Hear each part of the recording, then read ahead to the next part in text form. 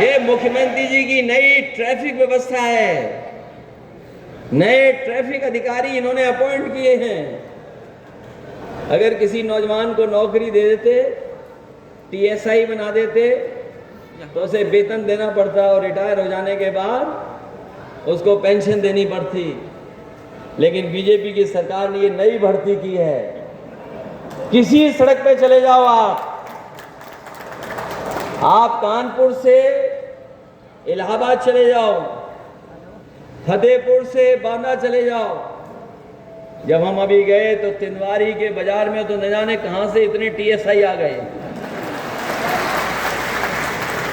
और बांदा पहुंचे तो हर चौराहे पे हमें इंतजार कर रहे थे और रास्ता बता रहे थे कि इधर से जाना है, इधर मत जाना, नहीं तो इधर बीजेपी की सरकार है।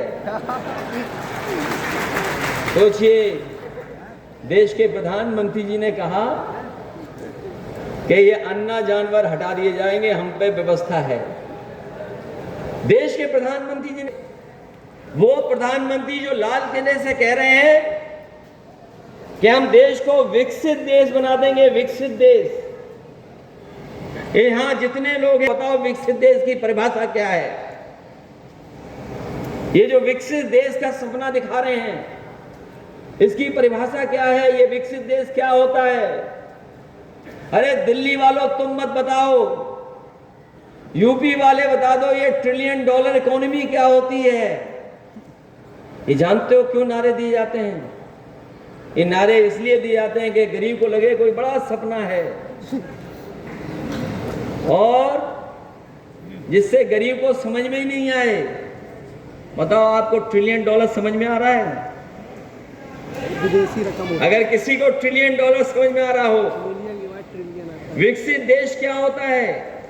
हम विकसित देश के खिलाफ नहीं हैं, लेकिन हमने आपके भारत की सड़कों पर नई भर्ती देखी है, सांड वाली, इसलिए हम कैसे मान लें कि आप विकसित देश बना दोगे?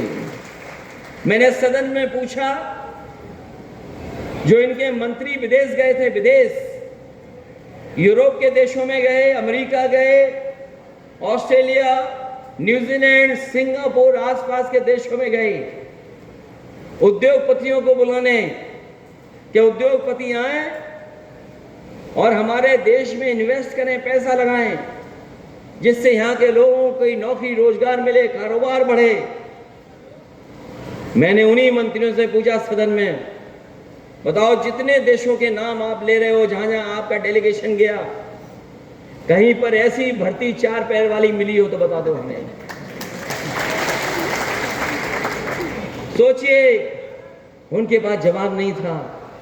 और अभी सदन में मैंने पूछा उनसे, अभी सदन में मैंने पूछा कि ये सड़कों पे बहुत घूम रहे हैं, इनके लिए क्या है? कोई दिन नहीं है जिस दिन कोई न कोई उससे टकरा ना रहा हो, जान न जा रही हो। अखबार उठा करके देख लो, प्रदेश के हर दिन जानवर से कोई न कोई टकरा रहा है, किसी न किसी की जान जा रही है। कोई सब्जी लेने गया, टकरा गया, जान चली गई। कोई खेत में अपनी फसल बचाने किसान निकला, सांड ने पटक पटक के मार दिया। कहीं कोई अस्पताल गया, बाजार गया, सांड ने दौड़ा लिया, जान चली गई। बताओ, हर दिन एक जान जा रही है।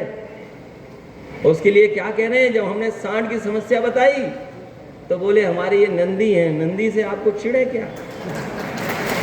अरे मैं तो मुख्यमंत्री से कहता हूं कि जितनी भी नंदी घूम रही पूरे उत्तर प्रदेश में, सबको मुख्यमंत्री आवास में रख दो। आप रख लो अपने पास। और नहीं तो जैसे टेलीग्राम किया था आपने बरेली के सांडों को, वैसे इस टेलीग्राम या व्हाट्सएप कर दो हमारे सांडों को, ये सब आपके मुख्यमंत्री आवास में आ जाएंगे। सोचो, हजारों करोड़ रुपए खर्च कर रहे हैं, हजारों करोड़ रुपया। और जो इन्वेस्टमेंट मीट हुई, जिसमें बताया कि कई लाख करोड़ उद्योगपति आए हैं जिन्होंने उत्तर प्रदेश में निवेश का वादा किया है। मैं आपको सच्चाई बता रहा हूं, इन बीजेपी के लोगों के सामने कभी सूट और टाई पहन के मत जाना। अगर सूट और टाई पहन के गए तो आपसे भी एमओयू करा ले, वो कहेंगे ये भी उद्योगपति हैं जिन्होंने उत्तर प्रदेश में निवेश करना है। उत्तर प्रदेश में जो इन्हें दिखाई दिया टाई पहने, सूट पहने, उसी से एमओयू करा लिया और कहा कि उद्योगपति हमारे यहाँ निवेश करने आ रहे हैं। और आप पता कर लो, ये उद्योगपति निवेश करने नहीं आए, अब अधिकारी ढूंढ रहे हैं उन उद्योगपतियों को कि उद्योगपति कहां भाग गए हैं। सोचिए ये हालत है उत्तर प्रदेश की। अभी मैं बुंदेलखंड होके आ रहा हूं, प्रधानमंत्री जी कह रहे थे यहां पर मिसाइल्स बनाएंगे, टैंक बनाएंगे, हवाई जहाज बनेंगे। बताओ कहीं बुंदेलखंड में एक जिले में बन रहा हो तो बता दो। चित्रकूट में बन रहा हो कुछ, बांदा में बन रहा हो कुछ, महोबा में, हमीरपुर में, झांसी में, जालौन में, कहीं कुछ नहीं बन रहा। हमारे बुंदेलखंड के किसान वैसे के वैसे, गरीब वैसे के वैसे, कोई राहत, कोई मदद, कोई योजना से उन्हें आगे बढ़ाने के लिए कोई मदद नहीं हो रही। इसलिए याद रखना, ये जैसे ही चुनाव आएगा कोई न कोई जुमला लेकर के आ जाएंगे। आप बीजेपी के लोग आपके बीच में जुमला ले आएंगे, कोई न कोई नई कहानी बना देंगे। विकसित भारत, $1 ट्रिलियन इकोनॉमी, और इनकी बुंदेलखंड की सड़क देख लो आप। हालांकि आपके लिए दूर है, लेकिन जिन्होंने भी सड़क देखी होगी या जो चले होंगे उन्हें बचपन याद आ गया होगा कि वो बचपन में जब झूला झूलते थे उस तरह की सड़क है। अगर आपको झूला झूलना हो तो सड़क पे चले जाओ, अपने आप झूलते हुए चले जाओगे, लेकिन जरूरी नहीं है दिल्ली पहुंच जाओ। सोचिए बुंदेलखंड एक्सप्रेस वे 15,000 करोड़ का। हम तो यही कहेंगे बीजेपी वालों से कि भाई नकल के लिए भी अकल की जरूरत होती है। आपने नकल की लेकिन अकल नहीं लगाई, इसीलिए वो बुंदेलखंड एक्सप्रेस वे बर्बाद हो गया। उससे कोई लाभ नहीं, 15,000 करोड़ डूब गए। और जिन मुख्यमंत्री को यही नहीं पता हो एक्सप्रेस वे क्या होती है, सड़क क्या होती है, मैं तो कहूंगा बीजेपी के लोगों से, अगर एक्सप्रेस वे किसी ने बनाए हैं, आज भी मैं दावा करता हूं देश में सबसे बेहतरीन एक्सप्रेस वे किसी ने बनाए तो समाजवादी लोगों ने, चाहे वो आगरा लखनऊ एक्सप्रेस वे है और जो दूसरे आगे बढ़कर के हम लोगों ने बनाए। जो हवाई जहाज उतरा, जो सुकोई और मिराज और हरकुलेस, देश के सबसे बेहतरीन लड़ाकू विमान, अगर सड़कों पे किसी ने उतारने का काम किया तो वो समाजवादी लोग और नेताजी के सामने हम लोगों ने हवाई जहाज उतारे थे। वो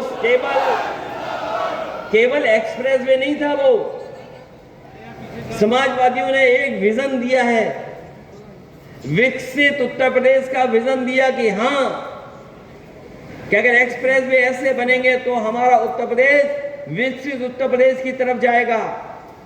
एम्बुलेंस चला करके हम लोगों ने एक विजन दिया कि अगर गरीब गांव में है, उसके घर परिवार में कोई सदस्य अगर बीमार हो गया तो केवल फोन मिलाए एम्बुलेंस पहुंच जाएगी, मदद करेगी और अस्पताल ले जाएगी। ये हमारी समाजवादियों का विजन। बताओ एम्बुलेंस बर्बाद कर दी कि नहीं कर दी सरकार ने? कर दिया। हमारे गरीबों के लिए फ्री एम्बुलेंस चलाई, हमारी एम्बुलेंस को नहीं कोई याद किया। 200 रुपए के अनाज को याद ज्यादा करते हैं। वो जो तेल मिला था मिलावटी, जो गरीबों को तेल मिला था कोरोना के समय पर, वो मिलावटी तेल था। हम तो पत्रकार साथियों से कहेंगे कि जो तेल गरीबों को दिया गया था खाने वाला, उसमें कितने तेल मिला के दिए थे बीजेपी वाले?